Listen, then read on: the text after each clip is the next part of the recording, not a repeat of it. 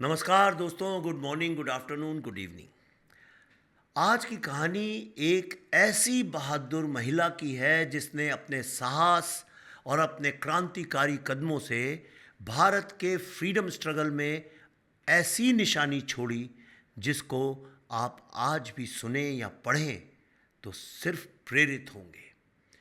जी हाँ, मैं बात कर रहा हूँ बीना दास की। बंगाल की धरती पर जन्मी ये युवती न केवल ब्रिटिश रूल के खिलाफ डटी रही, बल्कि उसने अपनी जिंदगी के हर पहलू को देशभक्ति के नाम समर्पित कर दिया। 24 अगस्त 1911 को बंगाल के कृष्णानगर में जन्मी बीना दास का बचपन एक ऐसे परिवार में बीता जहां देशभक्ति और सामाजिक सेवा गहराई तक रची और बसी थी। उनके पिता बेनी माधव दास एक वेल नोन ब्राह्मो टीचर थे जिनकी शिक्षा ने खुद सुभाष चंद्र बोस जैसे फ्रीडम फाइटर्स को इंस्पायर किया था। उनकी मां सरला देवी एक समाज सेवी थीं और कोलकाता में पुण्य आश्रम नाम का एक महिला हॉस्टल चलाती थी जहां तमाम क्रांतिकारी आते जाते थे। ऐसे माहौल में बीना दास का बचपन बीता जहां उनका परिवार का ब्राह्मो समाज से काफ़ी इन्वॉल्वमेंट था और देशभक्ति, एजुकेशन और सोशल रिफॉर्म्स की बातें अक्सर उनके घर में चर्चा का विषय बनी रहती थी। सुभाष चंद्र बोस बीना दास के घर उनके पिता से अक्सर मिलने आया करते थे। उनके पिता और बोस के आदर्शों ने बीना को अन्याय और शोषण के खिलाफ लड़ने के लिए प्रेरित किया। बीना ने कोलकाता के saint John's girls higher secondary school से अपनी शिक्षा ली, जहां उनकी नेशनलिस्ट स्पिरिट बाहर निकल कर आई। एक बार ब्रिटिश वाइस रॉय की पत्नी स्कूल का दौरा करने आई। स्टूडेंट्स को उनके स्वागत में उनके पैरों में फूल डालने का आदेश दिया गया। बीना को यह बहुत अपमानजनक लगा और उन्होंने रिहर्सल छोड़ दी। ये उनका पहला बड़ा विरोध था जिसने उनकी क्रांतिकारी भावना को जगाया। बाद में बीना ने बैथ्यून कॉलेज से हायर एजुकेशन किया। यहाँ उन्होंने नेशनलिस्ट लिटरेचर को पढ़ा और छात्री संघ ऑर्गेनाइजेशन से जुड़ गई जिसे उनकी बहन कल्याणी दास ने स्थापित किया था। इस ऑर्गेनाइजेशन ने महिलाओं को लाठी खेल, स्टिक फाइटिंग जैसे सेल्फ डिफेंस के स्किल सिखाए और फ्रीडम स्ट्रगल के लिए नए सदस्यों को जोड़ने का ये एक माध्यम बना। दोस्तों, 1928 में जब साइमन कमीशन का प्रोटेस्ट हुआ तो बीना ने भी इसमें बढ़ चढ़कर हिस्सा लिया। कॉलेज एडमिनिस्ट्रेशन और इंग्लिश प्रिंसिपल के विरोध के बावजूद उन्होंने और उनकी क्लासमेट्स ने अपना विरोध जम दम से जारी रखा। आखिरकार प्रिंसिपल को इस्तीफा देना ही पड़ा। यह घटना बीना के एक्टिव रेजिस्टेंस की शुरुआत थी। 1928 में बीना बंगाल वॉलंटियर कॉर्प्स से जुड़ गई जिसे सुभाष चंद्र बोस ने स्थापित किया था। सुहासिनी गांगुली, जो खुद एक फ्रीडम फाइटर थी, उनके माध्यम से बिना बंगाल रेवोल्यूशनरी पार्टी की सदस्य बनी। 25 अगस्त 1930 को उन्होंने पुलिस कमिश्नर चार्ल्स टैगर्ट पर असैसिनेशन के अटेम्प्ट में हिस्सा लिया था जो असफल रहा। इस घटना के बाद काफ़ी मेंबर्स मारे गए पर काफ़ी सारे बिखर गए, पर बीना ने हार नहीं मानी। दोस्तों, 1932 में बीना ने बंगाल के ब्रिटिश गवर्नर स्टैनली जैक्सन पर जानलेवा हमला करने का प्लान बनाया। इसके लिए उन्होंने जुगांतर पार्टी की मेंबर कमला दास गुप्ता की मदद से 280 रुपए में एक पुरानी बेल्जियन रिवॉल्वर खरीदी। 6 फरवरी 1932 को जब जैक्सन कलकत्ता यूनिवर्सिटी के कॉन्वोकेशन में आए, बीना ने ग्रेजुएशन गाउन पहनकर मंच पर सीढ़ियां चढ़ी और जैसे ही वो जैक्सन से अपनी डिग्री लेने पहुंची, उन्होंने जैक्सन पर 5 बार गोलियां चलाई। पहली गोली जैक्सन के बेहद करीब से गुजर गई, लेकिन वो बच गए। इसी दौरान कलकत्ता यूनिवर्सिटी के वाइस चांसलर हसन सुहरावर्दी ने बीना को पकड़ लिया। इस घटना के बाद बीना को तुरंत गिरफ्तार किया गया। उन्होंने अपने अपराध को स्वीकारते हुए एक 5 पन्नों का बयान लिखा। ध्यान से सुनिएगा, मैं आपको उनका बयान पढ़ के सुनाता हूँ। मेरा उद्देश्य मरना था और अगर मरना है तो इस तानाशाही शासन के खिलाफ लड़ते हुए मरना।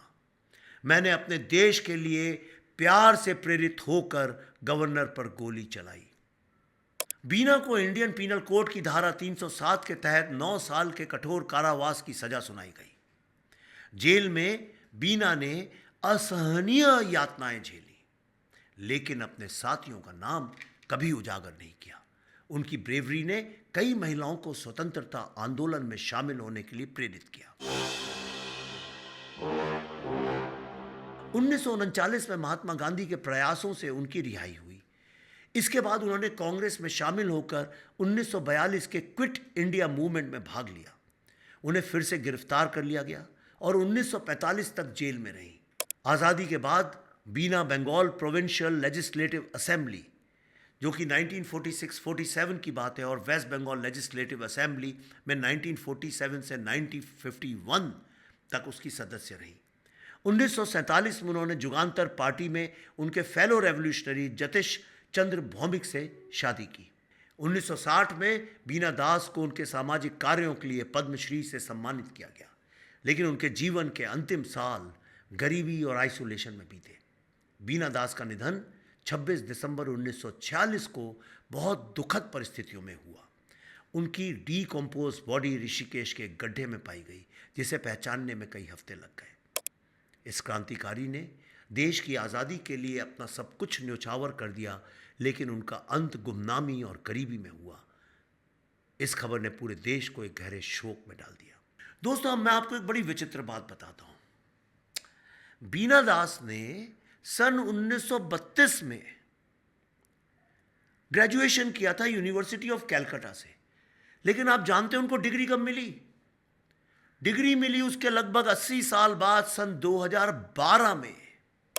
2012 में यूनिवर्सिटी ऑफ कैलकाटा ने उनकी बैचलर्स ऑफ आर्ट्स डिग्री को अप्रूवल दिया, जो 1931 में उनके रेवोल्यूशनरी एक्टिविटीज के कारण रोक दी गई थी।